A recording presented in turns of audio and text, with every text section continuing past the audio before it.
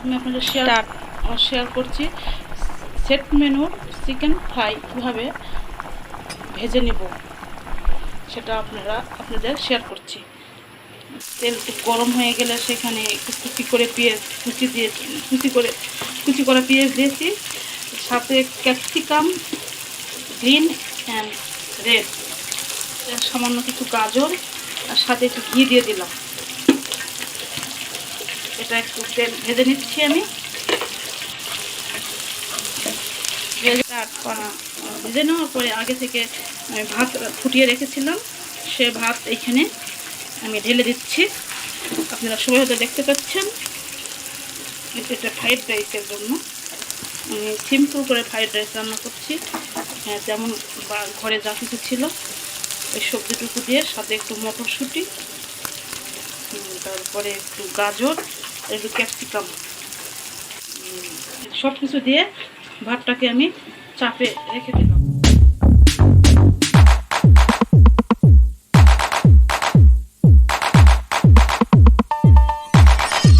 আমি এখন set menu তৈরি করছি।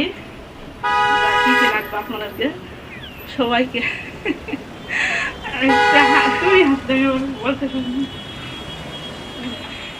দেখার জন্য চেষ্টা করছি। আমি এখন সেট মেনুর যে চিকেন সালাডটা করছি, এটাতে আগে পানি, তার সাথে কর্নফ্লাওয়ার, কিছু চিকেন আর কিছু ক্যাপসিকাম, তারপরে গাজর, এইগুলো দিয়ে আমি চিকেন স্টু তৈরি করছি। তারপরে সম্পূর্ণ ভিডিওটা আপনাদেরকে দেখাবো আস্তে আস্তে, আপনারা আমার সাথে থাকবেন। প্রথমে কড়াইতে তেল দিয়েছি, তেল গরম করে নিয়ে সেখানে আস্তে আস্তে একটা করে চিকেন দিয়ে দিলাম। আস্তে চুলাটা একটু মৃদু আছে দিয়ে রেখেছি, যেন এটা সুন্দর করে সেদ্ধ হয়।